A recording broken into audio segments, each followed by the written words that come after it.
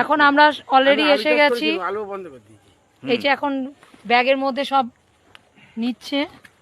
চলো, ফোনটা যাচ্ছিল, আমার ফোন ফেলে দিচ্ছে এরা।